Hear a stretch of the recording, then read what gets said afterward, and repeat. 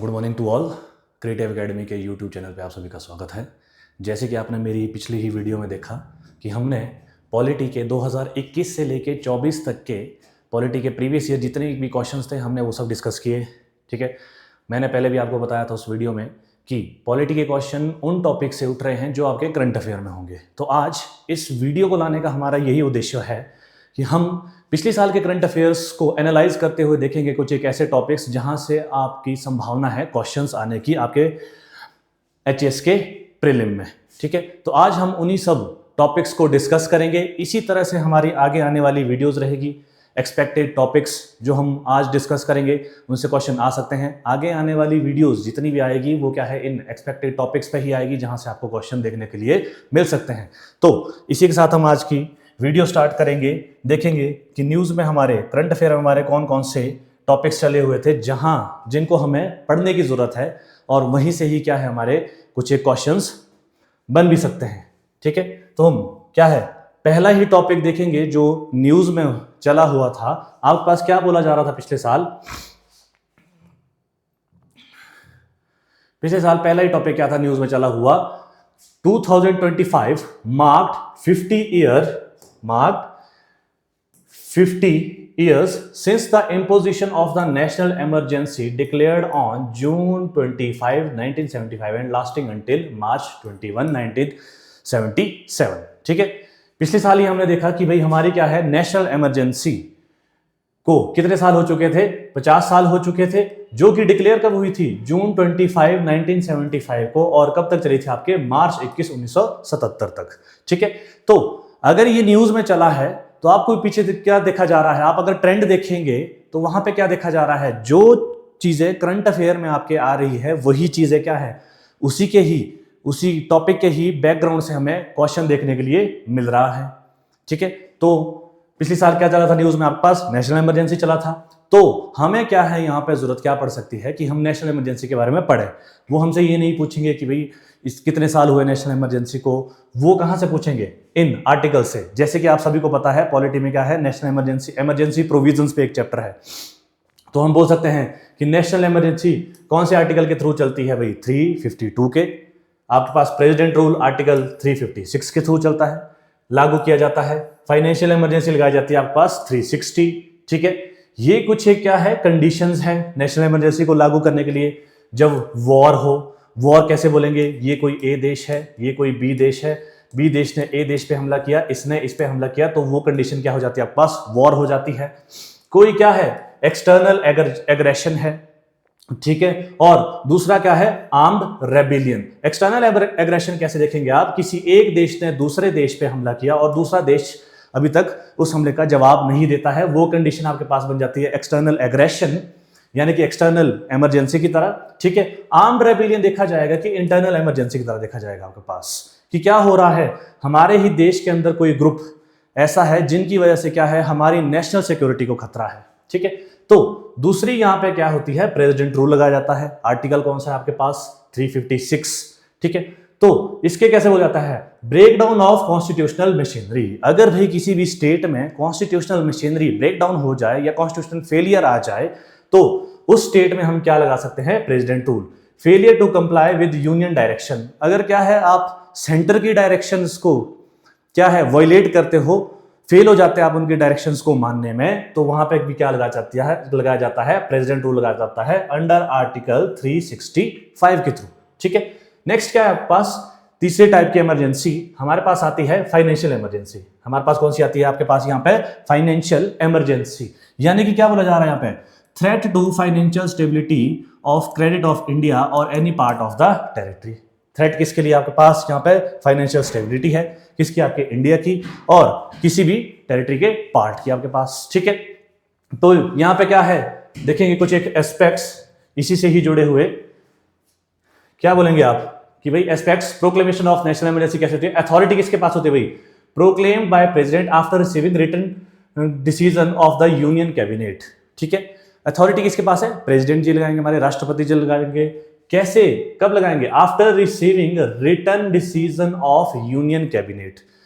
क्या होगा, union cabinet जब क्या है अपना रिटन डिसीजन देगी तो क्या हो जाएगा, आपके प्रेसिडेंट इमरजेंसी लागू कर देंगे। ठीक है, पार्लियामेंट्री अप्रूवल कैसे होगा? Must be approved by both house with in 1 month. आपके क्या है, लोकसभा से भी अप्रूव होगा प्लस राज्यसभा से भी अप्रूव होगा विद इन 1 मंथ के। ठीक है, ड्यूरेशन कितने टाइम तक रहेगी? 6 मंथ तक। और क्या कहा जा रहा है? Can be extended indefinitely with parliamentary approval every 6 month. 6 महीने के बाद अगर कंडीशंस आपको लगती है कि अभी भी हमें इमरजेंसी को कंटिन्यू करना चाहिए, तो आप क्या है, पार्लियामेंट्री अप्रूवल ले सकते हैं, 6 महीने आगे और कर सकते हैं। ये किसके थ्रू हो रहा है अभी? 44th कॉन्स्टिट्यूशनल अमेंडमेंट एक्ट 1978 के थ्रू ये चीजें होती है। ठीक है, नेक्स्ट क्या बोला जा रहा है? When Lok Sabha is dissolve. अगर क्या है, आपके पास लोकसभा डिसॉल्व हो गई हो और आपके देश में ऐसी आपातकालीन स्थितियां हो चुकी हो कि हमें क्या है, नेशनल इमरजेंसी लागू करने की जरूरत है वहां पे, तो वहां क्या बोला जाएगा? Continues until 30 days after first sitting of reconstituted Lok Sabha provided Rajya Sabha has approved. ठीक है, लोकसभा तो डिसॉल्व हो चुकी है, अब क्या करेंगे? राज्यसभा क्या करेगी? इसको अप्रूव करेगी। जैसे ही आपकी नई लोकसभा बैठती है तो वो क्या है, until 30 days after first sitting of Lok Sabha, 30 दिन के अंदर। ठीक है, जैसे आपकी लोकसभा बैठती है। मेजोरिटी कौन सी रिक्वायर होती है? देखिए, ये जो आपके पास प्रोविजन है, इसी से ही क्या है, क्वेश्चन बन सकता है। आर्टिकल्स आपके सामने है, ये जो प्रोविजन है, इसी से ही आपके पास क्या है, क्वेश्चन बन सकता है स्टेटमेंट वाइज की भी अप्रूव कैसे होती है, कौन अप्रूवल देता है। ठीक है, तो यहां क्या है, मेजोरिटी बताई जा रही है कि मेजोरिटी कौन सी है। यहां पे तो मेजोरिटी कौन सी आती है आपके पास? Special majority. कौन सी मेजोरिटी देखी जाती है यहां पे? Special majority. स्पेशल मेजोरिटी क्या बोलती है? Majority of total membership plus, क्या बोला गया? Majority of total membership plus 2/3 of the member present and voting. ठीक है, स्पेशल मेजोरिटी हमारे पास क्या बोलती है? Majority of total membership plus क्या होता है? 2/3 मेजोरिटी जो उस दिन वहां पे प्रेजेंट है और जो वोट कर रहे हैं। ठीक है, रिवोक, अब हमने लागू तो कर दी, आपने अभी तक देखा कि हमने क्या कर दिया, लागू कर दी है। आपने देखा पार्लियामेंट्री अप्रूवल कैसे मिलता है, ड्यूरेशन कैसे मिलती है, अगर लोकसभा डिसॉल्व हो तब क्या प्रोसीजर होता है। अब देखेंगे रिवोक खत्म कैसे की जाती है। Can be revoked by president at any time without parliamentary approval. और क्या बोला गया है भाई, क्या कर सकते हैं, कैन बी रिवोक, खत्म कैसे कर सकते हैं, किसके द्वारा, आपके राष्ट्रपति जी के द्वारा ये चीज खत्म, आपके नेशनल इमरजेंसी खत्म की जा सकती है विदाउट पार्लियामेंट्री अप्रूवल। और क्या बोला गया है भाई, लोकसभा में disapprove continuity bye simple majority. Lok Sabha भी कैसे कर सकती है इसको, डिसअप्रूव सिंपल मेजोरिटी, यानी कि 1/10 इसके हिसाब से ये क्या कर सकते हैं, डिसकंटिन्यू कर सकते हैं। नेक्स्ट क्या बोल रहे हैं यहाँ पे, सेंटर स्टेट रिलेशन की बात की जा रही है। ठीक है, हम क्या है सारे प्रोविजन इसमें देखेंगे। सेंटर स्टेट रिलेशन की बात की जा रही है, तो यहां क्या बोला गया है, सेंटर में issue executive direction on any subjects. Issue कर सकता है भी एग्जीक्यूटिव डायरेक्शन किसी भी सब्जेक्ट पे आपके। ठीक है, जैसे कि parliament can legislate on state list under article 250। President में मॉडिफाई रेवेन्यू डिस्ट्रीब्यूशन। प्रेसिडेंट क्या मॉडिफाई कर सकते हैं, आपके रेवेन्यू डिस्ट्रीब्यूशन को मॉडिफाई कर सकते हैं वहां पे। ठीक है, टेन्योर ऑफ लेजिस्लेचर्स कितना रहता है, Lok Sabha and state legislative assembly. आपके सेंटर में क्या है, लोकसभा की बात हो रही है।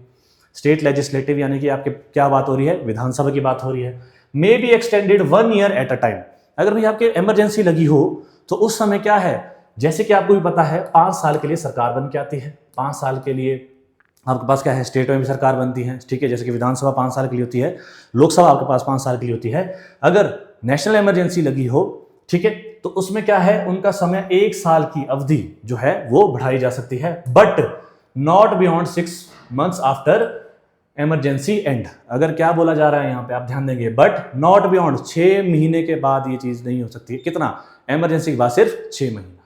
ठीक है, नेक्स्ट किसकी बात हो रही है यहाँ पे, फंडामेंटल राइट्स, कि भाई कौन कौन से फंडामेंटल राइट्स रहेंगे, कौन से नहीं रहेंगे। ठीक है, एनफोर्समेंट ऑफ फंडामेंटल राइट में बी सस्पेंडेड अंडर आर्टिकल 359।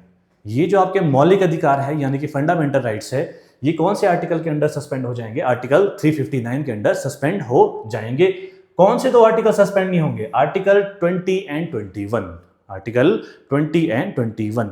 तो जो हमने अभी यहाँ पे ये सारा प्रोसीजर देखा, इसमें आप ये आइडिया लगा सकते हैं क्वेश्चन आने का कि इनसे कि भी अथॉरिटी कौन देता है, पार्लियामेंट का अप्रूवल कैसे मिलता है, ड्यूरेशन कितनी होती है। ठीक है, कौन सी अमेंडमेंट वहां पर जरूरी थी, अगर लोकसभा डिसॉल्व हो तो हमें क्या करना चाहिए, मेजोरिटी कौन सी रिक्वायर्ड होती है, जैसे कि हमने देखा स्पेशल मेजोरिटी थी, और इसका प्रोसीजर क्या होता है, रिवोक कैसे होती है, या टेन्योर ऑफ लेजिस्लेचर, ठीक है, आपके लोकसभा पे क्या असर पड़ता है, राज्यसभा पे क्या असर पड़ता है, आपके सेंटर स्टेट रिलेशन कैसे देखे जाते हैं, और फंडामेंटल राइट्स किस आर्टिकल के थ्रू सस्पेंड किए जाते हैं, आर्टिकल 359, और दो कौन से आपके पास फंडामेंटल राइट है आपके पास नहीं होते हैं जो क्या बोलते हैं सस्पेंड, आर्टिकल 20 एंड 21।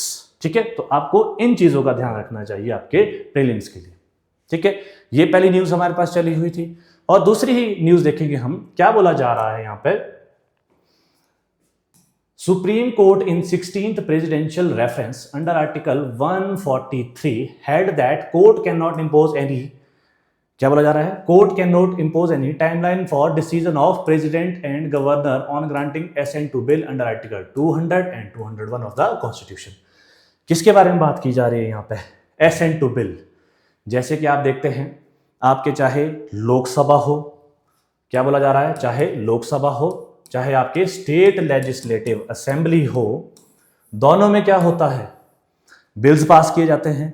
जैसे कि एग्जांपल ले लो आप, लोकसभा में ही ऑर्डिनरी बिल्स होते हैं आपके पास, मनी बिल होते हैं, ठीक है, कॉन्स्टिट्यूशनल अमेंडमेंट बिल है, फाइनेंशियल बिल टाइप 1 टाइप 2 इस तरीके के बिल्स हैं। जब उनको पास कर दिया जाता है, आपको पता है क्या प्रोसीजर रहता है, 3 रीडिंग्स होती हैं।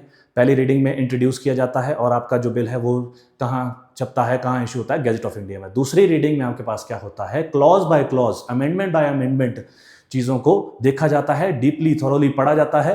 नेक्स्ट जो थर्ड जो रीडिंग होती है उसमें क्या है, लोकसभा से बिल पास होकर राज्यसभा में जाएगा, राज्यसभा से पास होकर कहाँ जाएगा, प्रेसिडेंट के पास जाएगा। फिर जो लास्ट जो सिग्नेचर है वो कहाँ होंगे, किसके होंगे, वहाँ पे प्रेसिडेंट के होंगे, और स्टेट में किसके होंगे आपके पास, गवर्नर के।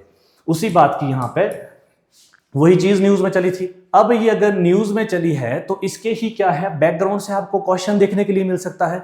यानी कि कैसे, constitutional regarding assents to the state bills, bill reserve by the governor. ठीक है, यहां पे किसकी बात चली थी, ठीक है, स्टेट बिल्स की बात चली है। तो इसी के बैकग्राउंड से आपको क्वेश्चन आ सकता है कि भाई वो बता दें, वो पूछ लेंगे आपसे।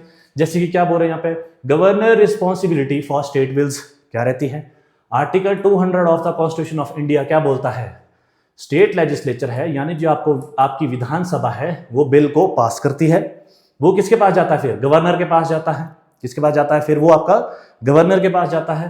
क्या बोला गया है, take one of the 4 actions. तो गवर्नर के पास क्या होती है, यहाँ पे गवर्नर क्या करेंगे, आपको मैं अभी बताऊंगा गवर्नर के 4 एक्शंस के बारे में। 4 एक्शंस लेंगे वो उस बिल पे, जैसे ही वो विधानसभा से पास होकर गवर्नर के पास गया, पहला एक्शन क्या लेंगे, वो ग्रांट एसेंट, यानी कि वो क्या है, उस बिल पे साइन कर देंगे। ठीक है, और वो क्या बन जाएगा, भी कानून बन जाएगा, बिकेम लॉ। ठीक है, दूसरी बात यहां क्या बोली जा रही है, विद होल्ड एसेंट, यानी कि क्या है, उन्होंने होल्ड कर दिया है, उन्होंने सिग्नेचर नहीं किए भाई, तो क्या बोला जाएगा यहाँ पे, बिल इज रिजेक्टेड, बिल को रिजेक्ट कर दिया गया है। ठीक है, और क्या बोलते हैं, रिटर्न फॉर रिकंसिडरेशन, पुनः विचार के लिए उन्होंने क्या है, बिल को वापस भेज दिया है आपकी विधानसभा के लिए। यानी कि क्या है, विद सजेशन फॉर अमेंडमेंट, कि भाई इसमें कुछ बदलाव भी आ सकते हैं, इससे फिर पुनः विचार कीजिए इस पे। अगर यहाँ पे एक कंडीशन होती है, अगर वो मनी बिल है तो उसे क्या है, रिकंसिडरेशन के लिए वापस नहीं भेजा जा सकता, इसलिए क्या बोला गया है, नॉट फॉर मनी बिल। ठीक है, नीचे क्या बोला गया है, लेजिस्लेचर अगर इसे पास करती है, किसके साथ भाई, again with and without changes. ठीक है, अगर आपकी जो मैंने अभी क्या कहा, रिटर्न फॉर रिकंसिडरेशन, अगर गवर्नर साहब होते हैं कि भी पुनः विचार कीजिए, तो क्या है, इसमें कुछ चेंजेस भी ला सकते हैं आप, तो आपकी विधानसभा के पास जैसे ही बिल वापस आता है वो उसमें बदलाव भी कर सकती है, वो उसमें बदलाव नहीं भी कर सकती है। ठीक है, जैसे ही ये चीज होती है और विधानसभा से ये बिल फिर से पास होगा और फिर गवर्नर के पास जाएगा, तो उन्हें क्या है, उसमें साइन करने ही पड़ेंगे। ठीक है, एक्सेप्शन यहां क्या होती है, सिर्फ कि भाई मनी बिल को हम रिकंसिडरेशन के लिए वापस नहीं भेज सकते।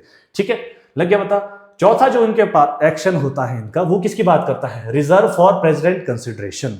क्या कर सकते हैं, उन्होंने साइन नहीं किए, उन्होंने पास बिल अपने पास उन्होंने ये जो बिल है अपने पास रखा है कि वो राष्ट्रपति जी के लिए क्या है, उस बिल को रिजर्व कर लेंगे। ठीक है, तो ये क्या होता है आपके पास, constitutional provision regarding assent to state bills, state bill के लिए है। यही चीज अगर न्यूज में चली थी तो ये चीज क्या है आपके पास, ये जो प्रोसीजर आपके पास आपके बुक में दिए गए हैं, तो इसी के ही बैकग्राउंड से क्या आपके पास क्वेश्चन आ सकता है। नेक्स्ट यहाँ पे क्या बोला गया है, अगर यहाँ पे क्या बोला गया है, president responsibility for bill reserve by the governor. चौथा जो एक्शन था जिसकी बात हमने की, रिजर्व फॉर प्रेसिडेंट कंसिडरेशन की बात की, अब देखेंगे कि भी प्रेसिडेंट की, हमारे जो राष्ट्रपति जी है, उनकी क्या रिस्पॉन्सिबिलिटी रहती है। क्या बोला गया है under article 201 of the constitution of India, ठीक है, आर्टिकल याद रखेंगे आप 201, वहां कौन सा आर्टिकल था 200, ठीक है। तो यहां पे क्या है, गवर्नर रिजर्व करता है हमारे राष्ट्रपति जी के लेवल, ठीक है। तो प्रेसिडेंट क्या करेंगे, take one of the 3 action, इनके ये भी क्या करेंगे, इनके पास भी 3 एक्शंस रहेंगे। कौन सा, ग्रांट एसेंट, या तो वो क्या है साइन करेंगे, तो वो क्या है बिल बन जाएगा, कानून। नेक्स्ट क्या बोला जा रहा है, विद होल्ड एसेंट, तो क्या है यहाँ पे बिल क्या हो जाएगा, रिजेक्ट हो जाएगा। और क्या बोला जा रहा है, return for reconsideration with suggestion for amendment, ठीक है। ये भी क्या बोल सकते हैं कि भाई जाओ इसे वापस लीजिए, पुनः विचार कीजिए इस पे, ठीक है। तो क्या हो जाएगा, लेजिस्लेचर मस्ट रिकंसिडर एंड पास, ठीक है। जो आपका लेजिस्लेचर है वो क्या करेगा, इस पे पुनः विचार करेगा और उसको पास करेगा, कब, विद इन 6 मंथ्स, ठीक है। फिर इसमें क्या होगा, grant assent and withhold assent, ठीक है। तो क्या है भाई यहाँ पे, president make final decision to give assent to reconsideration with, या तो वो करेंगे या वो नहीं करेंगे, ठीक है। तो ये क्या है भाई, प्रेसिडेंट की रिस्पॉन्सिबिलिटी है। ये किसकी देखी आपने, गवर्नर की रिस्पॉन्सिबिलिटी देखी। इसमें आपको क्या है, आर्टिकल्स का ध्यान रखना है। आर्टिकल्स क्या है आपके पास, जब गवर्नर की बात आ रही है 200 है, और जब प्रेसिडेंट की बात आ रही है तो क्या है वहां पे 201 आर्टिकल्स, ठीक है। तो तभी क्या है, तभी मैंने आपको बताया था, अगर वहां पे आपके पॉलिटी में 10 क्वेश्चन भी आ रहे हैं तो 10 में से 5 या 6 क्वेश्चन आपको इसी तरीके से देखने के लिए मिलते हैं जो आपके करंट अफेयर में चले जाते हैं। जैसे करंट अफेयर में कुछ भी टॉपिक है, जैसे यही था गवर्नर के बिल्स के लिए था, आपके स्टेट लेजिस्लेटिव के, ठीक है। तो इसी में ही आपने जो प्रोसीजर देखा वहीं से आपको स्टेटमेंट उठ सकती है, कुछ भी स्टेटमेंट में डाल सकते हैं वो, ठीक है। लग गया आपको पता। नेक्स्ट जो आपके पास मेन इशू क्या था करंट अफेयर में चला हुआ, रिसेंटली सीपी राधाकृष्णन, क्या बोला गया है, CP Radhakrishnan elected as the 15th vice president of India. आपके किसको बनाया गया है, सीपी राधाकृष्णन जी को क्या इलेक्ट कर दिया गया है, vice president of India elect कर दिया गया है, ठीक है। तो इसमें क्या देखेंगे आप भाई, अब वाइस प्रेसिडेंट जी की बात हो रही है यहाँ पे, तो आपके पास पॉलिटी में चैप्टर है वाइस प्रेसिडेंट, ठीक है। तो आप क्या है, वाइस प्रेसिडेंट जी का चैप्टर उठाइए, उसे पढ़िए, ठीक है। जैसे कि यहाँ पे क्या बोला गया है, अबाउट वाइस प्रेसिडेंट, क्या बोला जाता है इनको, second highest constitutional office in the country, ठीक है। पहले नंबर पे आपके प्रेसिडेंट हो गए, दूसरे नंबर पे कौन होते हैं, आपके वाइस प्रेसिडेंट होते हैं, ठीक है। Constitutional does not specify who perform vice president duty when office fall vacant, ठीक है। आपका संविधान स्पेसिफाई नहीं करता है कि कौन परफॉर्म करेगा वाइस प्रेसिडेंट की ड्यूटी जब उनका ऑफिस खाली हो, ठीक है जी। लग गया पता आपको। अब देखेंगे आर्टिकल्स, आर्टिकल 63, ठीक है, न्यूज में आ सकता है यह आपके, क्या है, अगर न्यूज में बात चली है वाइस प्रेसिडेंट जी की, तो आपको क्या है वहां पे ध्यान रखना है कि भाई मुझे किसका कौन सा चैप्टर पढ़ना चाहिए, वाइस प्रेसिडेंट का चैप्टर पढ़ना चाहिए, आर्टिकल्स पढ़ने चाहिए, ठीक है। तो वहां क्या बोला गया है, 63 बोलता है there shall be vice president of India. आपके पास जो आर्टिकल 63 है वो क्या बात करता है कि भाई क्या होना चाहिए, भाई आपके भारत देश में क्या होने चाहिए, वाइस प्रेसिडेंट होने चाहिए, ठीक है। पहली बात ये। दूसरी बात यहाँ पे क्या बोली जा रही है भाई, article 64, vice president shall be ex officio chairman of council of state, ठीक है। वाइस प्रेसिडेंट क्या होते हैं, ex officio chairman of Rajya Sabha होते हैं, ठीक है। क्या होते हैं आपके पास, ex officio chairman of Rajya Sabha होते हैं। आर्टिकल 65 क्या बोलता है, एक्ट एज प्रेसिडेंट और to discharge his function during casual vacancy of office और during absence of president. Article 65 के तहत, 65 के तहत क्या बोल रहे हैं यहाँ पे, अगर आपके प्रेसिडेंट राष्ट्रपति जी का ऑफिस वेकेंट होता है तो हमारे जो वाइस प्रेसिडेंट जी है वो एक्ट कर सकते हैं as a president of India, ठीक है। और यहाँ पे आर्टिकल 66 किसकी बात करता है, इलेक्शन। इलेक्शन कैसे होते हैं, elected by member of N electoral college with consistent member of both house of the parliament, ठीक है। किसके थ्रू होता है, मेंबर ऑफ इलेक्टोरल कॉलेज में जितने भी आपके पास है बोथ इलेक्टेड होंगे इसमें और नॉमिनेटेड भी होंगे, ठीक है। और इलेक्शन टाइप कैसे होता है, सिस्टम कैसे होता है, system of proportional representation by means of single transferable vote and secret ballot, ठीक है। ये आपने राष्ट्रपति जी के इलेक्शन में भी देखा है और ये वाइस प्रेसिडेंट जी के इलेक्शन में भी ऐसे ही होता है, ठीक है। और क्या बोला गया है, value of every vote cast in vice president election has same value, ठीक है, 1। और क्या बोला गया, ये तो इलेक्शंस की बात की गई है। आर्टिकल आपको ध्यान रखने हैं 66 है, ठीक है। क्वेश्चन आपको यहां से आ सकता है कि भाई इलेक्टेड मेंबर इलेक्टोरल कॉलेज के, जिसमें क्या होता है आपके पास दोनों हाउसेस के मेंबर होते हैं, अगर वो क्वेश्चन में कैसे खेलेगा आपके साथ, यहां कहा गया है both elected and nominated member, वहां आपको सिर्फ इलेक्टेड मेंबर की स्टेटमेंट आ सकती है ट्रू और फॉल्स में कि भाई कौन सी स्टेटमेंट ट्रू है कौन सी गलत है, तो वो आपको बोल सकता है कि भाई एक ही इलेक्टेड मेंबर्स होते हैं। ठीक है, नेक्स्ट क्या बोला गया यहाँ पे, क्वालिफिकेशंस। नेक्स्ट क्या कहा गया है, क्वालिफिकेशंस। ठीक है, सिटीजन ऑफ इंडिया होने चाहिए, 35 साल की एज होनी चाहिए। ठीक है, he is qualified for election as a member of the Rajya Sabha. किसके लिए क्वालिफाई होने चाहिए, election as a member of Rajya Sabha. ठीक है, must not hold any office of profit. ठीक है, लग गया बता आपको। यहां पे क्या है, बात किस चीज की हो रही है, नेक्स्ट आर्टिकल 67 की, वाइस प्रेसिडेंट से रिलेटेड।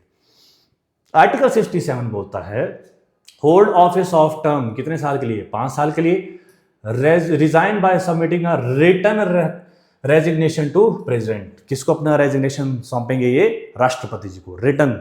ठीक है, removed by Rajya Sabha resolution, remove कैसे किया जा सकता है, राज्यसभा रेजोल्यूशन। ठीक है, passed by a majority of its total membership and approved by Lok Sabha. Pass कैसे होगा, pass by a majority of its total membership की मेजोरिटी लगेगी। ठीक है, एंड अप्रूव्ड बाय, अप्रूव कौन करेगी उसको, लोकसभा। ठीक है, एब्सोल्यूट और सिंपल मेजोरिटी। ठीक है, नेक्स्ट किसकी बात हो रही है, continue in office until a successor assume charge even after term expire. अगर टर्म एक्सपायरी भी हो जाए एकदम से राष्ट्रपति जी का या आपके वाइस प्रेसिडेंट जी का ऑफिस खाली नहीं होता है, जब तक कोई दूसरे अपॉइंट नहीं होंगे तब तक ऑफिस खाली हम नहीं रख सकते। ठीक है, जैसे कि आप इसमें ही अब आइडिया लगा सकते हैं, हमने किस चीज की बात की यहाँ पे, जैसे आर्टिकल 67 था, ये रिमूवल की बात कर रहा था। ठीक है, यहाँ पे इलेक्शंस है, इलेक्शंस की बात हो रही थी यहाँ पे। ठीक है, इन ऐसी चीजों से क्या है, आपके क्वेश्चंस वहां पे बन सकते हैं। ठीक है, नेक्स्ट जो हम टॉपिक देखेंगे यहाँ पे, नेक्स्ट टॉपिक इसकी बात करता है एंटी डिफेक्शन लॉ। ठीक है, शेड्यूल सबने पढ़ रखे होंगे। ठीक है, 12 शेड्यूल है हमारे पास। तो ये क्या बोलता है भाई, न्यूज क्या चली थी, supreme court in paddy Kaushik Reddy versus state of Telangana 2025 recently addressed significant delay by the speaker in deciding disqualification petition concerning 10 Telangana MLAs। कि भाई क्या है, 10 तेलंगाना MLAs पे क्या चला है, एंटी डिफेक्शन लॉ की बात चली है। वहां पे क्या हो रहा है, कोर्ट ने डिस्कस किया है कि भाई सिग्निफिकेंट डिलेज देखे जा रहे हैं। ठीक है, अगर यहाँ पे एंटी डिफेक्शन लॉ की बात चली है न्यूज में, तो आपको क्या है, शेड्यूल पढ़ने पड़ेगा। ठीक है, शेड्यूल में कौन सा पढ़ना पड़ेगा आपको भाई, 10th शेड्यूल पढ़ना पड़ेगा। ठीक है, 10th शेड्यूल किसकी बात करता है, डिफेक्शन की, यानी कि एंटी डिफेक्शन लॉ की, दल बदल कानून की बात करता है। तो ये किसके थ्रू लाया था हमने, 52nd अमेंडमेंट एक्ट के थ्रू लाया था। क्या बोलता है, anti defection law provide for disqualification of MLAs who voluntarily give up party membership after being elected on a party ticket. ठीक है, किसी एक पार्टी से जीत के आए और दूसरी पार्टी की तरफ चले गए। ठीक है, इसमें क्या लागू हो जाता है, आपके पास एंटी डिफेक्शन लॉ लागू हो जाता है। ठीक है, तो आपको क्या है, इसमें ये चीज आपने याद रखनी है, एंटी डिफेक्शन लॉ की जब बात आएगी वो किसकी बात करेगा, 10th शेड्यूल की बात करेगा। और कौन से अमेंडमेंट के थ्रू लाया गया था, ये 52nd अमेंडमेंट एक्ट ऑफ 1985। ठीक है जी, लग गया पता। नेक्स्ट आपके पास जो न्यूज में चली हुई बात थी वो क्या बोलता है, disqualification of a sitting law maker, यानी MLAs की बात करी है, MLA को डिस्क्वालीफाई की बात कर रहे हैं। न्यूज में क्या बात चली थी, Karnataka MLA who disqualify under article 191, कौन सा बोला जा रहा है वहां पे, article 191 of the constitution and section 8 of RPA।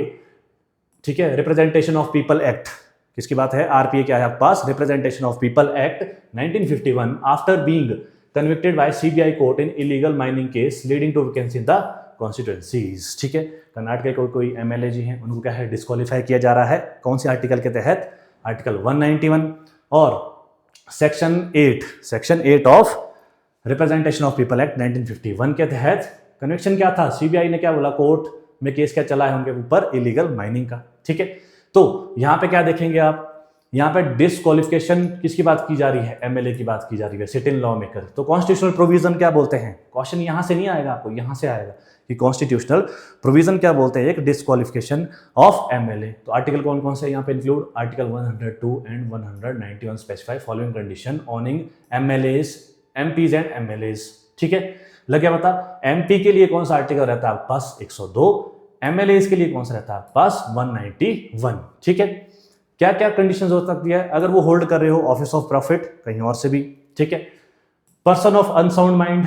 ठीक है, ये कौन डिक्लेयर करेगा आपका, देखो stands so declared by contempt court, unsound mind, ठीक है। नेक्स्ट, अनडिस्चार्ज इंसॉल्वेंट, कोई भी केस चला है, ठीक है। Not a citizen of India, ठीक है, और has voluntary acquired citizenship of foreign state, ठीक है, सिटीजन इंडिया के नहीं है, या उन्होंने किसी और स्टेट की क्या ले रखी है, सिटीजनशिप ले रखी है, या तो डिफेक्शन, एंटी डिफेक्शन लॉ की बात कर रहे हैं यहाँ पे, 10th शेड्यूल की बात कर रहे हैं यहाँ पे, ठीक है। डिस्क्वालिफाइड बाय और under any law made by Parliament, disqualified by और under any law made by Parliament के थ्रू हो रही है। ये क्या है, कंडीशंस बोलती है। तो आपको क्या है इसमें, अगर ये न्यूज़ डिस्क्वालिफिकेशन की न्यूज़ चली थी एमएलए की, तो आपको उसमें क्या है, ध्यान रखने पड़ेंगे दोनों आर्टिकल्स। एमपी के लिए कौन सा आर्टिकल रहता है 102 और एमएलए के लिए कौन सा रहता है 191, ठीक है, लग गया आपको पता। नेक्स्ट क्या थे, कुछ एक इनिशिएटिव्स थे जो आपके क्या है न्यूज़ में चले थे, कुछ एक क्या थे, इनिशिएटिव्स थे जो आपके क्या है न्यूज़ में चले हुए थे। तो आप देखेंगे पहले किसकी बात हो रही है यहाँ पे, money bill and financial bill की, किसकी बात हो रही है यहाँ पे, money bill and financial bill की, ठीक है। तो ये क्या थे आपके न्यूज़ में चले हुए, तो आपको क्या पढ़ने की जरूरत है यहाँ पे, money bill and financial bill पढ़ने की जरूरत है। तो यहाँ पे क्या बोल रहा है, article 117 sub clause 1 cover matter related to money bill, ठीक है। मनी बिल किसके थ्रू होता है, आर्टिकल 110 के होता है। Can be introduce on in, Lok Sabha में ही इंट्रोड्यूस किया जाता है, किसकी रिकमेंडेशन से, आपके राष्ट्रपति जी की रिकमेंडेशन से। मनी बिल जो है आपके लोकसभा में इंट्रोड्यूस होता है, राज्यसभा में इंट्रोड्यूस नहीं होता है, वो किसकी रिकमेंडेशन से, आपके प्रेसिडेंट की रिकमेंडेशन से, ठीक है, लगे पता। और यहाँ पे क्या है, आर्टिकल 117 सब क्लॉज 3 क्या बोलता है, bill involving expenditure from consolidated fund of India require, किसकी रिकमेंडेशन लेगा, ये प्रेसिडेंट जी की रिकमेंडेशन लेगा, ये आपके राष्ट्रपति जी की, ठीक है। कोई भी बिल है जिसमें एक्सपेंडिचर कहाँ से भी पैसा निकाला जा रहा है, कंसोलिडेटेड फंड ऑफ इंडिया से निकाला जा रहा है, तो किसकी परमिशन चाहिए हमें, राष्ट्रपति जी की परमिशन चाहिए वहां पे, ठीक है।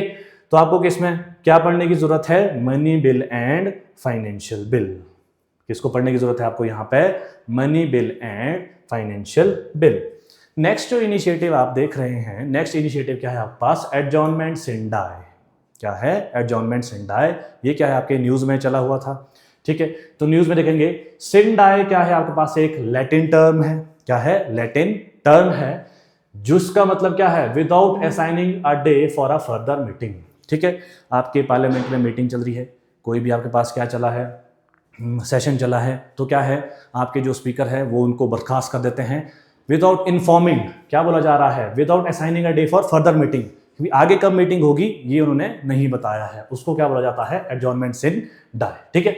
In parliamentary term it refer to a, parliamentary term के हिसाब से क्या, ये तो लैटिन शब्द का मतलब बताया आपको कि भाई without assigning a day for further meeting. Next क्या बोला, पार्लियामेंट्री टर्म है ये किसके लिए रेफर होती है, end of session of Parliament without setting a date for reconvening, ठीक है।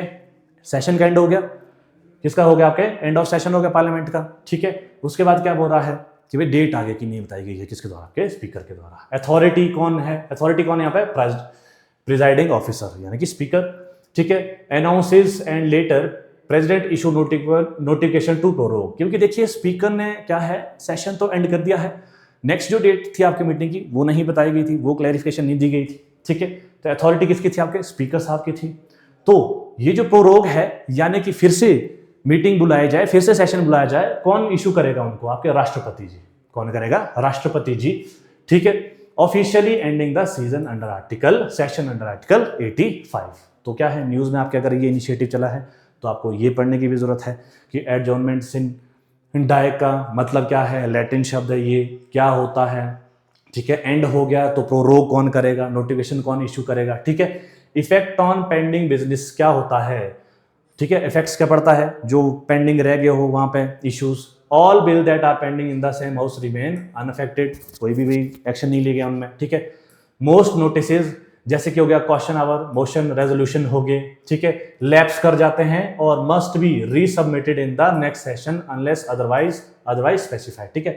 क्या हो गया, कितने भी आपके पास नोटिसेज है वो क्या कर जाएंगे, लैप्स कर जाएंगे, मस्ट बी रीसबमिटेड इन, जब फिर से बुलाया जाएगा तब उनको रीसबमिट किया जाएगा, सेशन अनलेस अदरवाइज स्पेसिफाइड, ठीक है, लग गया पता।